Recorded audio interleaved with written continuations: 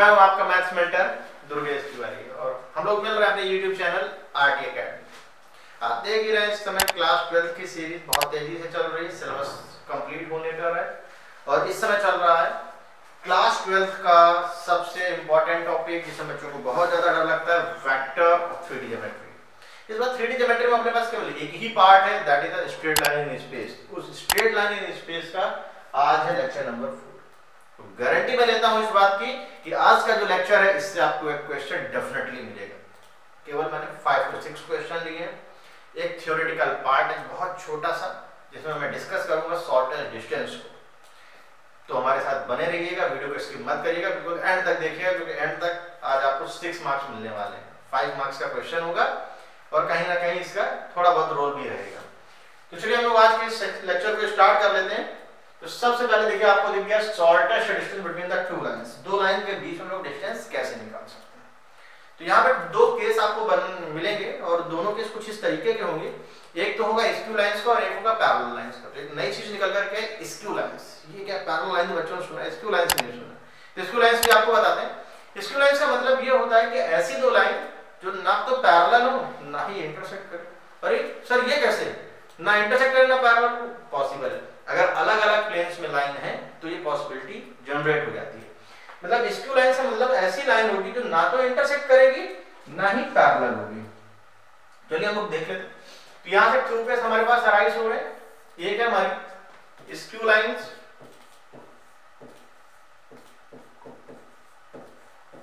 और एक हमारी पैरेलल लाइंस।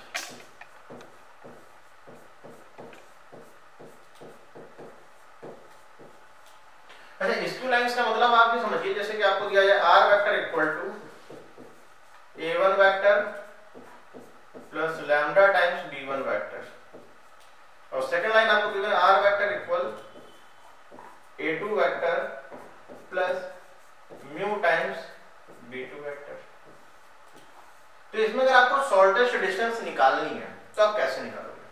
तो इसके लिए जो शॉर्टेस्ट डिस्टेंस होगी यानी कि शॉर्ट फॉर्म लोग उसको एसटी कहते हैं, तो उसके लिए जो फॉर्मूला हम लोग यहाँ पे यूज करेंगे वो होगा mod of a2 vector minus a1 vector dot b1 cross b2 whole upon mod of b1 cross b2। इस तरीके से हम लोग इसकी शॉर्टेस्ट डिस्टेंस निकाल सकते हैं स्क्यू लाइंस की। और मैंने आपको बता भी दिया स्क्यू लाइंस का मतलब जो नाइदर पैरेलल नॉर इंटरसेक्ट, ना तो पैरेलल होंगी ना ही वो इंटरसेक्ट करेगी। क्योंकि इंटरसेक्ट कर देंगे तो फिर आप डिस्टेंस किस बात की निकालोगे? डिस्टेंस तो निकलेगी, फिर तो डिस्टेंस 0 होगी अगर वो इंटरसेक्ट कर रही हैं तो इसके बाद दूसरी चीज आती है हमारे पास पैरेलल लाइंस, जो कि पैरेलल लाइन का हम लोग डिसाइड कब कर पाते हैं या किस तरीके से डिसाइड करते हैं आप ये समझिए। अगर b1 और b2 जो वेक्टर आपको दिख रहे हैं अगर ये सेम है या प्रोपोर्शनल है आप कह सकते हैं, जैसे कि i plus 2j plus 3k लिखा है और एक में लिखा है 2i plus 4j plus 6k यानी कि 2 का मल्टीपल है, यानी कि रेशियो तो इनका सेम है, यानी कि आप बोलेंगे डायरेक्शन सेम है तो पैरेलल लाइन होंगे। तो आपको इस तरीके से देखने को मिलेगा r vector equal to a1 vector plus lambda times b1 vector और दूसरा हो जाएगा r b1 की जगह सॉरी हम लोग b कर देते हैं इसको,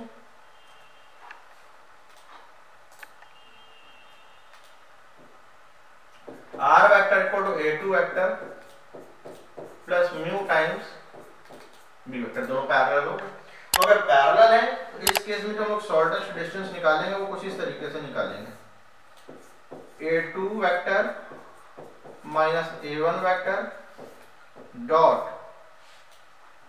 a2 minus a1 cross b vector whole upon mod of b vector. अच्छा देखिए आप लोगों ने एक चीज ऑब्जर्व करी कि जब आप इस केस में हैं तो इस केस में a2 minus 1 dot b1 cross b2 है, लेकिन इस केस में क्या a2 minus a1 vector cross b vector का mod whole upon mod of b vector. यहाँ पे एक ही वेक्टर था इसलिए। तो मेरे ख्याल से आपको ये दोनों बातें क्लियर हो गई कि कब लाइन पैरेलल है तो आपको फॉर्मूला क्या लगाना है या लाइन जब स्क्यू होंगे तब कैसे डालना है।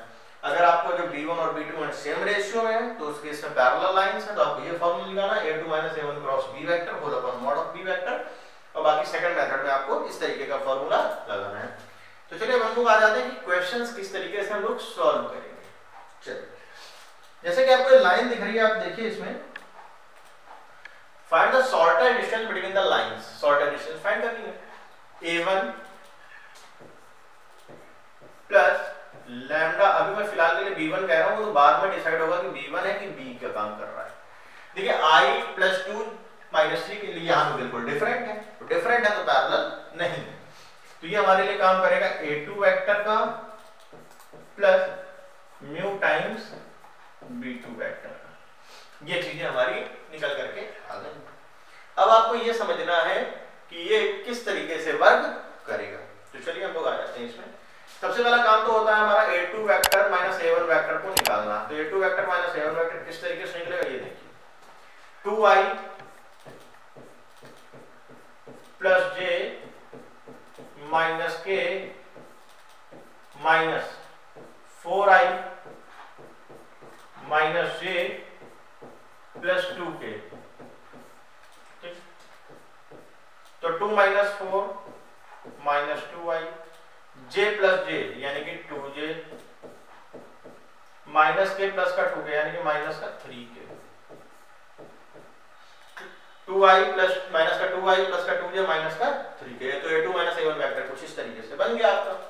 अब देखिए b1 क्रॉस b2 की भी हमें जरूरत पड़ती है, तो b2 क्रॉस b1 को भी हम लोग निकाल लेते हैं। तो ये तो डिटरमिनेंट मेथड से निकलेगा, वो भी हम लोग देख लेते हैं। तो i j k 1 2 minus 3 1 2 minus 3 3 2 minus 4 3 2 minus 4 i minus 8 plus 6 minus j minus 4 plus 9 plus k 4 minus 6, यानी कि हमारा बन जाएगा माइनस का 2i minus 5j minus 2k। तो और यहाँ पे अगर आप शॉर्टेस्ट डिस्टेंस की बात करते हैं, हम लोगों ने अभी क्या किया, a2 माइनस a1 वेक्टर निकाल लिया और फॉर्मूला आपने देखा ही क्या था, फॉर्मूला एक बार फिर से देख लेते हैं। फॉर्मूला था हमारा a2 vector minus a1 vector dot b1 cross b2 whole upon mod of b1 cross b2। Magnitude तो पता ही है कैसे निकाला जाता है, i के कोएफिशिएंट का स्क्वायर प्लस j के कोएफिशिएंट का स्क्वायर प्लस k के कोएफिशिएंट का स्क्वायर, इस तरीके से निकाला जाता है। तो चलिए हम इस क्वेश्चन को सॉल्व कर लेते हैं। ये आपने देख लिया।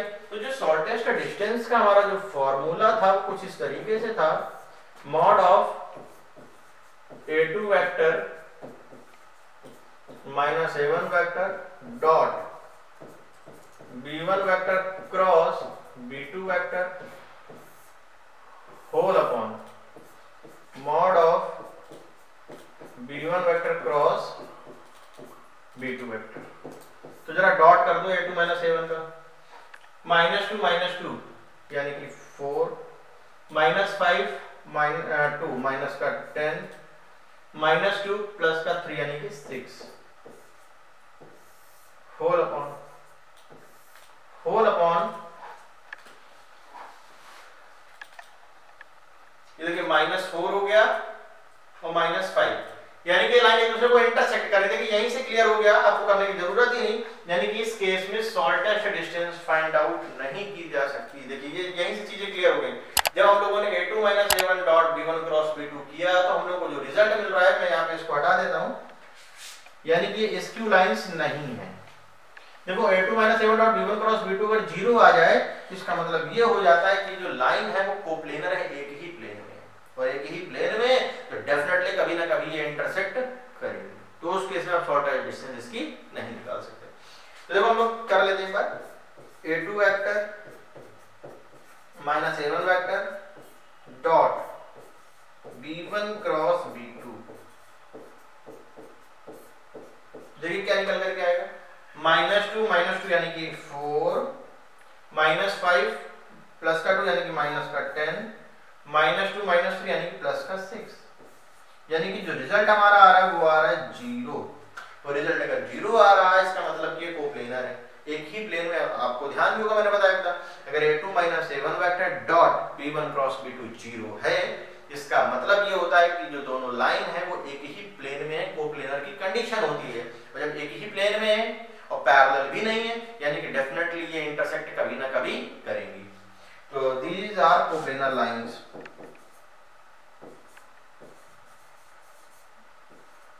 Lines are coplanar. लाइंस क्या हो जाएंगी? कोप्लेनर जाएंगी। और इंटरसेक्ट भी करना ही है, कहीं ना कहीं इंटरसेक्ट करेंगे, तो उस केस में जो शॉर्टेस्ट डिस्टेंस आएगी वो क्या आ जाएगी? 0। शॉर्टेस्ट डिस्टेंस इस केस में नहीं निकल पाएगी। मेरे ख्याल से ये बात आपको समझ में आ गई होगी। चलिए हम आते हैं नेक्स्ट क्वेश्चन पे। जैसे कि ये क्वेश्चन है, जैसे कि आपको कहा गया i + 2j + 3k + lambda times i - j + का k, और ये भी है। अच्छा, एक चीज अगर आप ऑब्जर्व करो, यहां से अगर मैं माइनस कॉमन लेता हूं, जैसे मैं इस वाली लाइन को लिखूं r vector equal 2i - j minus का k, पॉइंट से तो हमने को फर्क पड़ा नहीं, माइनस अगर आउटसाइड ले लो तो माइनस म्यू, तो i - का j + का k, माइनस म्यू की जगह आप लैम्डा 1 कर लो, 2i - j - k plus lambda 1 कर लीजिए आप, और i - j + का k। तो इससे इस बात का पता चल गया कि दोनों की जो डायरेक्शन थी वो सेम है। देखिए ये वाला पार्ट और ये वाला हिस्सा दोनों सेम आ रहे हैं ना, यानी कि लाइन कैसी है? पैरेलल है। तो मैं यहीं पे लिख देता हूं पहले पैरेलल लाइंस।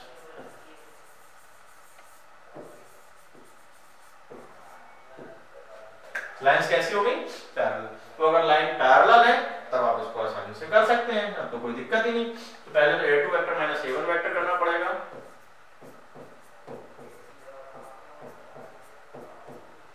a2 वेक्टर हमारा कहां है? वो है। अच्छा, एक बार हम पिछले वाले में क्वेश्चन ये चेक कर लेते हैं कि a1 माइनस a2 तो नहीं कर दिया हम लोगों ने? खैर a2 माइनस a1 ही किया है, a1 माइनस a2 नहीं किया है। चलिए कोई बात नहीं, इसको ही देख लेते हैं। a2 माइनस a1 तो क्या आ जाएगा? 2i -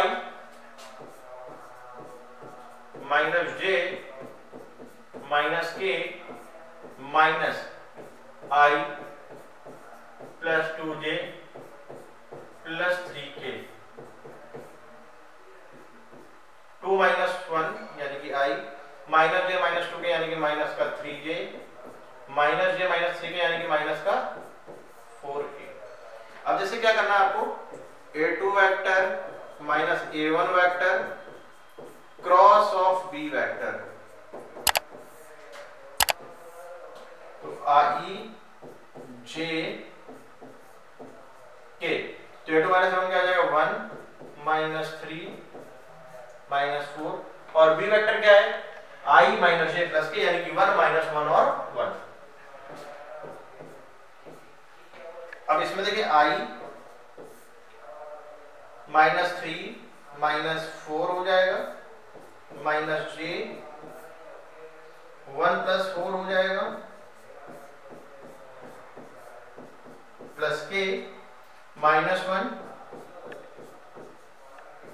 + 3 हो जाएगा, यानी कि -7i माइनस का 5j प्लस का 2k, क्योंकि प्लस का 2 क्या हो जाएगा? -1 प्लस का 3 क्या हो जाएगा? 2। तो -7i - 5j प्लस का 7k। तो हम लोगों को करना क्या होता है, जो हमारा फॉर्मूला होता है शॉर्टेस्ट डिस्टेंस का इस वाले केस में, वो कुछ इस तरीके से है। a2 vector minus a1 vector cross b vector, इसका magnitude 4/mod of b vector. पहला एक तरीके से दिखाएं तो ऊपर भी है मैग्नीट्यूड, नीचे भी मैग्नीट्यूड, वैसे भी न्यूमेरिक वैल्यू तो आएगी, डिस्टेंस है, इसका मैग्नीट्यूड हम लोग निकाल लेते हैं। तो क्या आएगा? √49 + 25 + 4 whole upon mod of b। b हमारे पास कहां है? b वेक्टर ये है i j k वाला, तो √1 का स्क्वायर प्लस -1 का स्क्वायर प्लस 1 का स्क्वायर, ये आपका आ जाएगा 74 प्लस 4 यानी कि 78 रूट 78 अपॉन में रूट 3, और इसको अगर हम लोग कैंसिल करें तो ये कैंसिल हो जाएगा, 3 2 जा 6 और 18 आ जाएगा, 3 6 18 यानी कि रूट 26। इन दोनों लाइनों के जो बीच की डिस्टेंस है हमारी वो आ जाएगी रूट ओवर 26। यूनिट भी आप लिख सकते हैं, यूनिट तो एक अलग चीज होगी, कुछ भी हो सकता है, आप यूनिट इसको लिख दीजिएगा। यानी कि अगर दो लाइन पैरेलल, अच्छा पैरेलल के लिए आपको पता भी होना चाहिए कि जो सेम रेशियो में है कि नहीं। अब जैसे यहाँ पे देखिए मैंने माइनस जब कॉमन लिया, जब साइन माइनस कर लिया है बाहर, तब आप समझ पाए कि ये लाइन पैरेलल है, अदरवाइज आपको ये चीजें नहीं दिख रही थी। क्यों? क्योंकि -1 प्लस -1, तो उस तरीके से तो लोगों को लग रहा था कि पैरेलल नहीं है स्टार्टिंग में, लेकिन जब मैंने माइनस कॉमन लिया तो उसके बाद एज यूजुअल दिखने लगा कि पैरेलल है। तो चलिए हम लोग आते हैं अपने नेक्स्ट क्वेश्चन पे। जैसे कि आपके पास ये क्वेश्चन है, अच्छा मैंने एक चीज बताई थी, मैंने ये भी कहा था जब स्टार्टिंग में कि जिस क्वेश्चन को मैंने वेक्टर फॉर्म से किया आप उसको वेक्टर से ही ट्राई करें, और अगर मैंने इसको कार्टेशियन फॉर्म से किया तो आप उसको कार्टेशियन से ही अप्लाई करें। रीजन इसका ये रहता है कि हो सकता है कि अगर मैं इसका कार्टेशियन फॉर्म लूंगा तो आपको बड़ा वास्ट लगेगा, बड़ा लेंथी लगेगा, जो मैं अप्रोच यूज कर रहा हूँ वो आपको इजी लगेगा, ठीक है ना। तो आप चाहे, ऐसा जरूरी नहीं कि आंसर दोनों से सेम आएगा, मैं आपको दोनों में से बता सकता हूँ, लेकिन जो इजी है मैंने उसको इसमें कंसीडर किया है। अब जैसे कि ये है, पहली बात तो ये इस लाइन को, मुझे कार्टेशियन लाइन को वेक्टर में कन्वर्ट करना है, फिर मैं डिस्टेंस निकालूंगा। तो लेकिन ये देखिए एग्जैक्ट फॉर्म में अभी नहीं है, क्योंकि 5 - z होना चाहिए, z - 5, पहले इसको करेक्ट कर लेते हैं। ये वाली लाइन तो में तो कोई चेंज नहीं होगा, x - 8/3 y + 9 upon -16 z - 10/7 and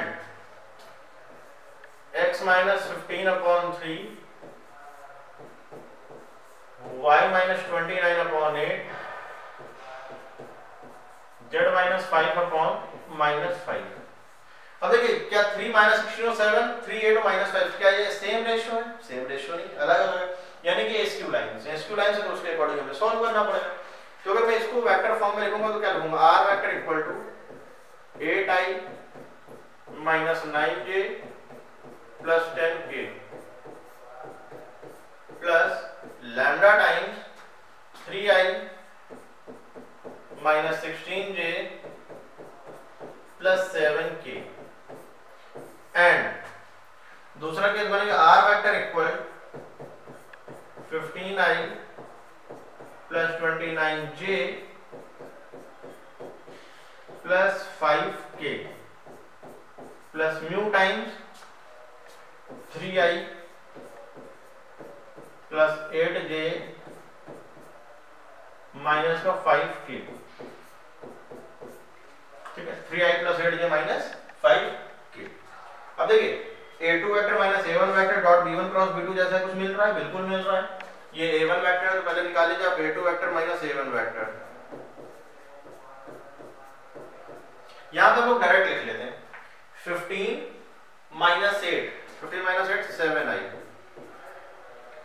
29 + 9 हो जाएगा ना, तो 38j, बहुत बड़ी सी वैल्यू आ रही, कोई बात नहीं, 5k - 10k यानी कि -5k। b1 क्रॉस b2 हम लोगों को निकालना पड़ेगा, but b1 vector cross b2 vector i j k 3 - 16 7 3 8 - 5 3 8 - 5 i 80 - 56 -j -15 -21 plus k 24 plus 48, तो ये आ जाएगा हमारा 80 - 56। 80 - 56 का मतलब हो गया 24i, ये आ जाएगा हमारा माइनस का प्लस का 36j, और ये आ जाएगा 72k। यहां से हम लोग 12 कॉमन ले सकते हैं, यानी कि 2i plus 3j plus 6k, कुछ इस तरीके से भी हम लोग इसको लिख सकते हैं। अब देखिए शॉर्टेस्ट डिस्टेंस निकालने के लिए हम लोग को जो नीड होती है फॉर्मूले में वो होता ही है a2 vector minus a1 vector dot b1 cross b2 whole upon mod of b1 cross b2। ये होता है फॉर्मूला शॉर्टेस्ट डिस्टेंस का जब स्क्यू लाइंस गिवन है आपको। अब देखिए इसको सॉल्व कैसे करेंगे। देखिए a2 माइनस a1 अगर हम लोग कर चुके हैं, निकाल चुके ऑलरेडी, इसमें क्रॉस करते हैं तो क्रॉस से देखिए क्या मिलेगा हमको, डॉट करें 24 12 24, तो 24 अगर आएगा देखिए हम लोग कैसे करेंगे, 12 को हम लोग एज इट इज आउटसाइड निकाल लेते हैं। अब जो वेक्टर वाला फॉर्म लिखा है उसको लिख देते हैं 2 into 7 14 डॉट का i से 3j और दिस, तो 38 का 3 से जब हम लोग मल्टीप्लाई करेंगे तो ये आ जाएगा 116, 3 8 24 तो 4 आएगा और 3 3 9 और प्लस 2 11 114 आ जाएगा 114, और 6 का करेंगे तो -30 होल अपॉन, जब इसका मैग्नीट्यूड निकालेंगे तो 12 तो हमारा एज इट इज आउटसाइड रहेगा, होल अपॉन आई जगह कर लेते हैं 4 प्लस 9 प्लस 36, ये पार्ट हमारा कैंसिल हो गया, ये आ जाएगा 128 माइनस 30 यानी कि 98 और 98 ये आ जाएगा 49, 49 का जब आप रूट लेते हो तो क्या बन जाएगा वो 7, तो 98 बाई 7 यानी कि जो डिस्टेंस आएगी शॉर्टेस्ट वो आ जाएगी हमारी 40। थोड़ा सा कैलकुलेटिव रहता है बट टफ नहीं कहेंगे, मॉडरेट क्वेश्चन में आता है, क्योंकि अगर आप इसको टफ कंसीडर करेंगे तो फॉर्मूला ये बस आप देखिए ध्यान से, आप फॉर्मूला अप्लाई करना है, आफ्टर फॉर्मूला आपको इजी एक रिजल्ट मिल जाएगा क्योंकि आप देख रहे हैं और यही आपको आंसर रिपोर्ट करना है। तो चलिए हम लोग आते हैं अपने नेक्स्ट पार्ट पे। अच्छा देखिए इस वाले क्वेश्चन को मैंने इसलिए लिया है जिसमें पहले आपको इक्वेशन भी निकालनी जो हम लोगों ने प्रीवियस लेक्चर में डिस्कस करी थी, जब वो लाइन निकल आएगी पैरेलल वाली उसके बाद का पार्ट रहेगा आगे का ये। तो हमसे कहा गया find the vector equation of a line which is parallel to the line this. तो पहले तो हम लोग इसको लिख लेते हैं, x minus 1 upon 5 y minus 3 upon minus 2 z plus 1 whole upon। तो इसकी जो वेक्टर इक्वेशन है वो कुछ इस तरीके से r vector equal to i plus 3j minus k plus lambda times 5 minus 2j plus 4k, ये आ गया। अब मैं एक ऐसी लाइन की क्वेश्चन बतानी है जो इसके पैरेलल हो, इस पॉइंट से पास कर रही है। Equation of line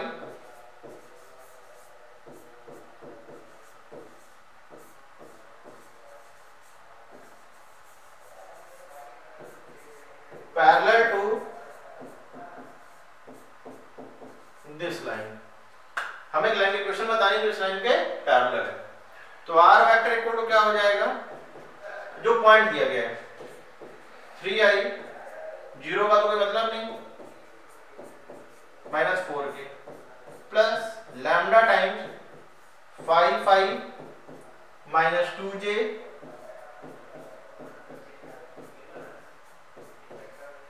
plus 4k। अब ये दोनों लाइनें आपकी आ चुकी रिक्वायर्ड लाइन। अब इन दोनों पैरेलल लाइन के बीच की डिस्टेंस आपको फाइंड करनी है। एक लाइन तो ये आ गई आपकी क्वेश्चन नंबर 1 और एक लाइन आ गई आपकी, और इन दोनों लाइन के बीच की डिस्टेंस आपको फाइंड आउट करनी है। तो कोई बात नहीं, पहले तो हम लोग शॉर्टेस्ट डिस्टेंस के लिए क्या करते हैं, a2 vector minus a1 vector निकाल लेते हैं। तो 3 माइनस 1 एक तरीके से, तो 2i, j तो है नहीं तो माइनस का 3j एज इट इज वही हो जाएगा, माइनस 4k प्लस के यानी कि 3k, और b वेक्टर अपने पास आप देख ही रहे हैं, b वेक्टर का मतलब होता है वो पार्ट जो पैरेलल है, तो पैरेलल वाला पार्ट तो यही दोनों थे, यही डायरेक्शन है, यानी कि आ जाएगा 5 माइनस 2j प्लस 4k, ये हमारा आ गया। अच्छा इस वाले केस में आपको ध्यान हो तो हम लोग को निकालना क्या होता था, a2 vector minus a1 vector cross of b vector, ये हम लोगों को निकालना पड़ता था। a2 vector minus a1 vector cross b vector, तो i j के तो रहेगा ही रहेगा, क्रॉस तो हम लोग डिटरमिनेंट मेथड से निकालते हैं i j के। 2 minus 3 3, 2 minus 3 and 3, 5 minus 2 and 4, 5 minus 2 and 4, तो ये हो जाएगा i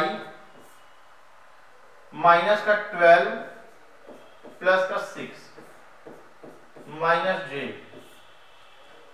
8 माइनस 15 प्लस का k माइनस का 4 प्लस का 15, तो हो जाएगा माइनस का 6i, 8 और माइनस 15 यानी कि माइनस का 7, तो प्लस का 7j माइनस 4 प्लस 15 यानी कि 11k। तो a2 vector minus a1 vector cross b vector, और ये b वेक्टर है, इसके लिए जो लोग फॉर्मूला यूज करते हैं वो सोल्डर रेजिस्टेंस के लिए, सीरीज के लिए, वो फॉर्मूला कुछ इस तरीके से है, a2 vector minus a1 vector cross b vector whole upon mod of b vector. अब देखिए a2 vector minus a1 vector cross b vector, ये हम लोग ऑलरेडी अभी हम लोगों ने फाइंड किया, ये आपको दिख भी रहा है। जब हम लोगों ने ये फाइंड कर लिया तो इसका मैग्नीट्यूड ही निकाल लेते हैं ना केवल, तो मैग्नीट्यूड क्या हो जाएगा 36 plus 49 plus 121 whole upon mod of b vector. अच्छा मॉड ऑफ b वेक्टर का मतलब ये जो आपको पार्ट दिख रहा है, यानी कि आ जाएगा 25 प्लस 4 प्लस 16। देखिए 121 प्लस 49 कितना हो जाएगा 170, और 170 प्लस 36 206, तो रूट ओवर 206। एक बार हम इसको और अच्छे से देख लेते हैं, 70 और 30, हाँ 206 ही आएगा। अच्छा इस वाले केस की बात करें, इसमें क्या देखने को मिलेगा हम लोगों को, ये 20 आ जाएगा और प्लस 25 यानी कि 45 आ जाएगा रूट में। अच्छा कैलकुलेशन में थोड़ा सा आप अपने हिसाब से भी देख लीजिएगा, वैसे कैलकुलेशन मैंने मोस्ट प्रोबेबली करेक्ट ही है, रूट 45। अब आपको सॉल्व तो कर ही सकते हैं, एक बार हम लोग और चेक कर लेते हैं, minus 6i plus 7j plus 11 के 36 प्लस 49 प्लस 121, तो 49 और 121 हो जाएगा 170 हमारा, और प्लस 36 यानी कि 206, और ये आ जाएगा आपका 20 और 45, तो 45 ही आ जाएगा ओवरऑल। क्या ये कैंसिल हो रहा है, इसके बाद हम चेक कर लेते हैं।